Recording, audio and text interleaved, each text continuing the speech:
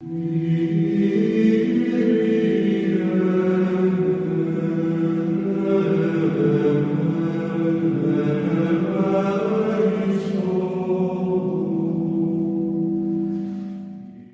celebramos hoje o quarto domingo da Páscoa. Nós temos um enfoque muito grande na figura do bom pastor. Nós vamos passar pelas leituras, vendo como que isso aparece. Hoje também nós celebramos o Dia das Mães, né? Então nós vamos sempre fazer alguma referência a esta vocação tão importante, né? Recordando que hoje nós temos uma oração, né? Somos convidados a fazer a oração especial pelas vocações, inclusive nas nossas preces. Como eu disse, nós rezamos de forma específica pelo nosso pastor maior no Ocidente, que é o Bispo de Roma, né? O Santo Padre, o Papa. Nós vamos começar a pensar um pouquinho então a reflexão de hoje, passando pelas leituras. Nessa relação entre pastor e ovelha, né? A liturgia de hoje nos convida a revisitar a nossa relação com Deus, com o nosso pastor maior. A primeira leitura é, na verdade, uma narrativa de Atos dos Apóstolos, e ela tem um tom de reclamação. É como se Paulo estivesse um pouquinho triste com a comunidade, né, dos seus irmãos, dos seus co-irmãos, alguns judeus que não aceitaram Jesus como seu pastor. E chega um momento que Paulo vai dizer: olha, era necessário dar essa boa notícia primeiro para vocês, para aqueles que são irmãos, né, em Abraão, de Jesus Cristo. É isso que é o pai da fé. Mas como vocês não aceitaram, nós vamos direcionar esta mensagem para os pagãos. E aí diz a leitura que os pagãos ficaram felizes de ouvir. Interessante, né? Tem uma outra passagem que vai nos recordar que a pedra que os construtores rejeitaram se tornou a pedra angular. Aquilo que alguns judeus não aceitam, os pagãos abraçam como salvação, né? Então, na primeira leitura nós temos esse paradigma do amor a Jesus como pastor por alguns e a sua rejeição. Isso acontece também hoje, né? Continua tendo pessoas que o abraçam e outras que o rejeitam. Nós temos no Salmo 99 um paralelo com o Salmo 23, dizendo que nós somos parte do rebanho do Senhor, né? Que nós somos o seu povo e o seu rebanho. O Salmo nos recorda isso. E o versículo 16 e 17 do capítulo 7 do Apocalipse, que nós escutamos hoje na segunda leitura, vai colocar para a gente também o paradigma do pastor e da ovelha, mas numa espécie de paradoxo da fé cristã. O que é isso, padre? A fé cristã, ela revela para nós o grande mistério, que eu diria, né, paradoxal da nossa fé. O versículo 16 e 17 vai dizer assim: vocês não sentirão mais fome e nem serão mais queimados pelo sol, porque o Cordeiro que está no centro do trono se tornará o vosso pastor. Onde já se viu cordeiro se tornar pastor, gente? Cordeiro é cordeiro e pastor é pastor. Mas esse é o paradoxo da nossa fé. O cordeiro pascal, lá prefigurado lá no livro do Êxodo, né, de alguma forma ressignificado na nossa tradição cristã, é Jesus pastor. E é muito bonito quando a gente retoma isso na liturgia da Eucaristia, que a gente levanta a hóstia consagrada e fala assim: eis o Cordeiro de Deus que tira o pecado do mundo. Mas é o Cordeiro pastor. A gente às vezes não pensa nisso, né? Por amor, Jesus, né, Jesus o pastor se faz cordeiro. Então é muito bonito esse versículo. Eu gosto de guardar este versículo 17 do capítulo 7 de Apocalipse, porque para mim está aí condensado o mistério da fé cristã. Por amor, né, o pastor se faz cordeiro, né? Por amor o pastor se faz cordeiro. É como se dissesse, né? Ao invés dos lobos devorarem as minhas ovelhas, eu dou a minha carne, meu sangue, em comida e bebida, né? Devorem a minha carne e deixem as minhas ovelhas em paz. É bonito isso, né? É o paradigma do bom pastor.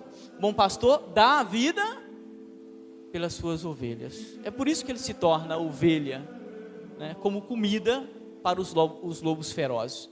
É muito bacana, né? Não se esqueçam, capítulo 7, versículo 17 de Apocalipse, é uma das passagens mais bonitas da nossa fé.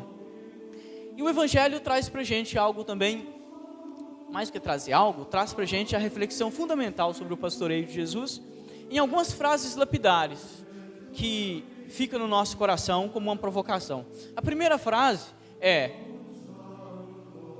as minhas ovelhas escutam a minha voz. Quem não escuta a voz não pode ser ovelha. Depois vai dizer: eu as conheço pelo nome, né? O pastor que conhece a ovelha pelo nome, e por isso ele tem o cuidado, vai dizer uma outra parábola, de deixar as 99 por aquela que se perdeu, porque para ele aquela que se perdeu não é uma ovelha qualquer, é uma ovelha que tem nome. Para o Senhor você tem nome, tem identidade, você não é um perdido na multidão, né? Isso é muito bonito da gente afirmar na nossa fé, né? Saber que nós não somos uma massa amorfa, né, sem identidade. O Senhor nos conhece pelo nome. Mas aí tem uma proclamação neste evangelho que nos incomoda, que por um lado é um conforto, e por outro lado nos coloca uma questão, né? O conforto é porque Jesus anuncia: nenhum de vocês vão se perder. É como se Jesus dissesse, né? Ele fala assim: aqueles que o meu Pai me deu são meus, e ninguém tem poder de tirá-los de mim. Paulo depois vai escrever isso dizendo, né? Quem nos separará do amor de Jesus, né? Quem nos separará do amor de Cristo? Fome, perseguições, guerras. E ele vai dizer: nada disso tem o poder de nos separar do amor de Cristo. E Jesus afirma isso hoje no Evangelho: vocês são meus, né?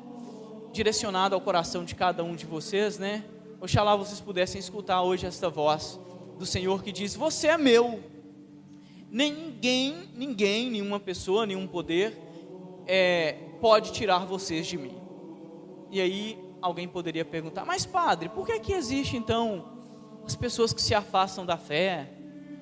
Por que às vezes eu me sinto tíbio, frio na fé? Por que existe o fenômeno da ovelha desgarrada? Eu diria, né, como existe o fenômeno do filho pródigo, não é verdade? Mas o filho pródigo deixa de ser filho para o pai? Não, ele é só um filho pródigo, é só um filho que partiu, continua sendo filho.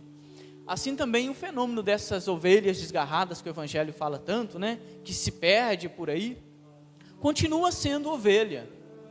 E aí aparece uma palavrinha que eu gostaria que vocês guardassem nessa noite, muito importante para nós.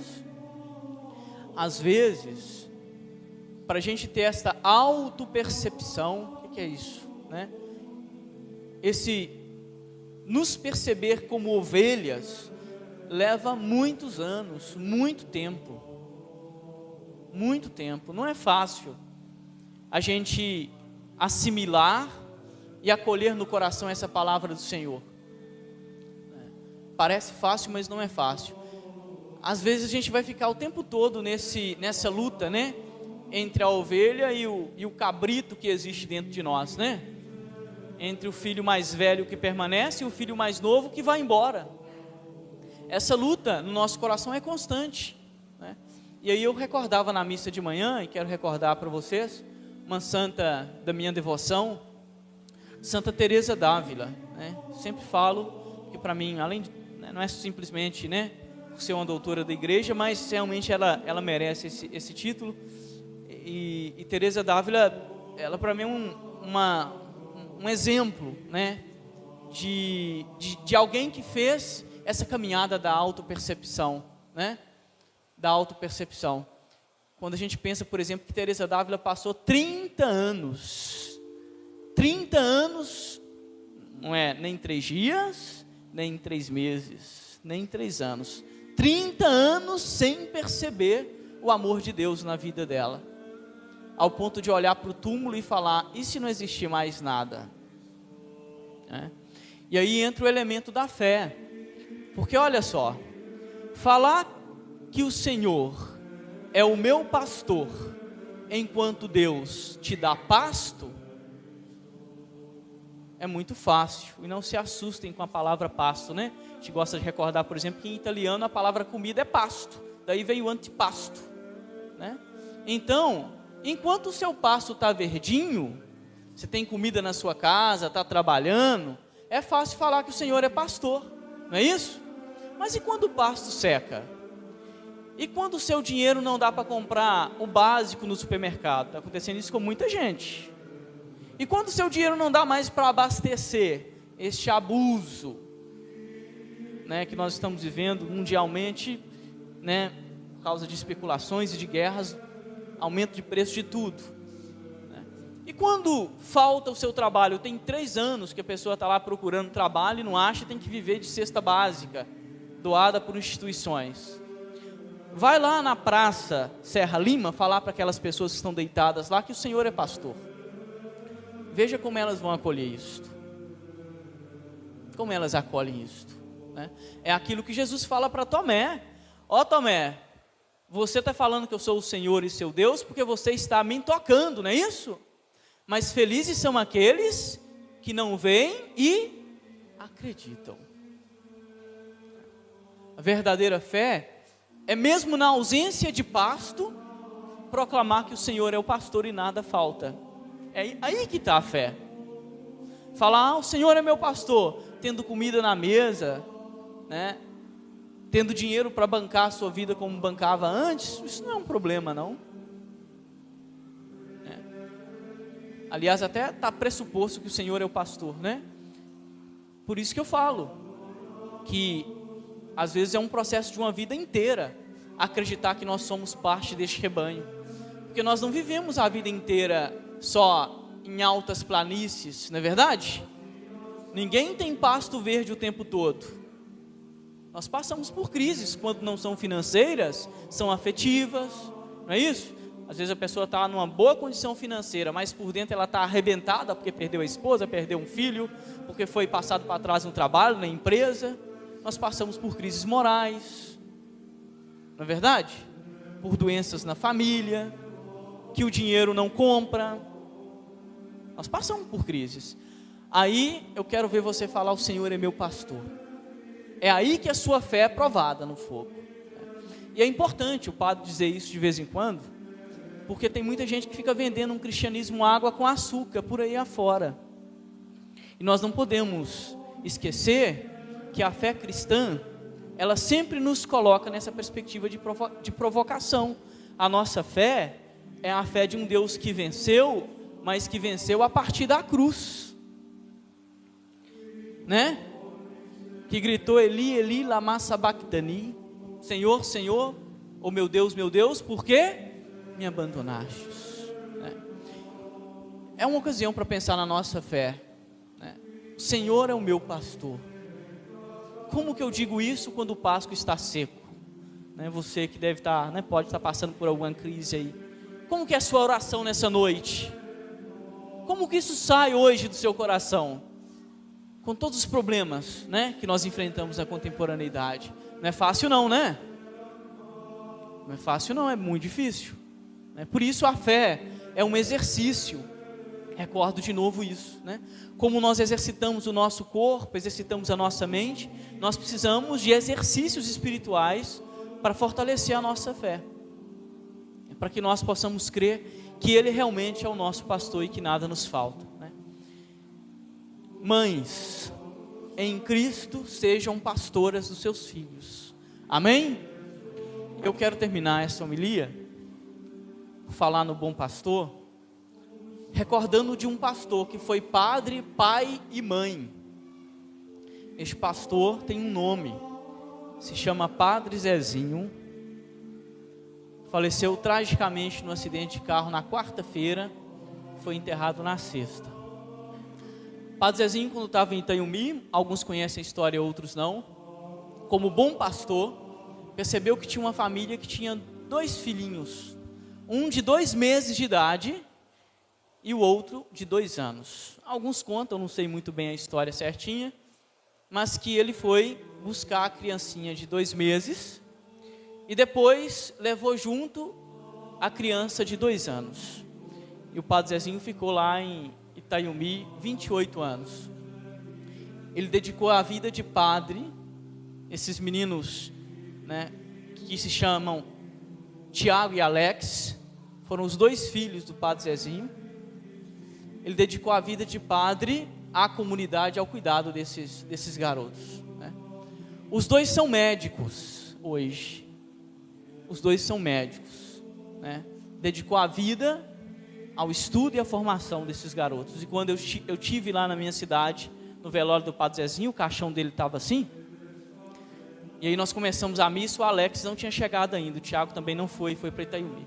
E de repente, no finalzinho da missa, a gente já estava para encomendar o corpo do padre Zezinho, chega o Alex, né? O filho do padre, o que tinha 2 anos, quando ele adotou. E eu tive uma sensação tão bonita, apesar da tristeza, né? Foi tão bonito ver o povo inteiro, que também se sentiam filhos dele, né? Filhos e filhas, o povo inteiro chorando ao redor do caixão daquele pai,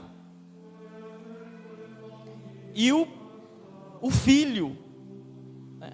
Filho que eu digo, filho, né? Chorando junto com o povo, né? E aí eu olhava para o padre Zezinho lá, com a morte trágica, e falei, que vontade que eu tenho de continuar sendo pastor. Talvez não terei a mesma experiência do padre Zezinho, né? Cada vez mais a nossa vida é muito complicado para adotar crianças, né? Se eu pudesse, eu faria, mas muito complicado para a nossa vida atual como padres fazer uma adoção, né? Por causa das transferências. Então, provavelmente eu não terei a mesma experiência do padre Zezinho, mas que bonito que é ver aquele pastor, sabe? Pastor mesmo, é um pastor, né? E que bonito ver que a palavra padre, no padre Zezinho, se concretizou no seu papel de pai, mãe, daqueles 2 garotos, que hoje não são 2 garotos, são 2 médicos formados, estão trabalhando, né? E então eu queria terminar essa homilia recordando, né? Recordando essas pessoas de Santa Efigênia, os filhos, que neste momento estão passando pelo pasto seco, não é verdade? Perderam o padre, perderam o pai, e precisam continuar dizendo, o Senhor é o meu pastor e nada me falta. E talvez o nosso maior desafio é perceber que a falta pode ser em Deus plenitude. Cuidado, viu? Nem sempre abundância de bens materiais significa plenitude. Pode ser que não, pode ser só uma ilusão, né? A falta em Deus, ou a falta quando é vivida a partir de Deus, pode ser plenitude. Então, na penúria, no pasto seco, vocês podem falar, o Senhor é o meu pastor e nada me faltará. Amém? É isso que eu desejo a vocês, né, que estão participando desta Eucaristia, de forma muito especial, às nossas mães.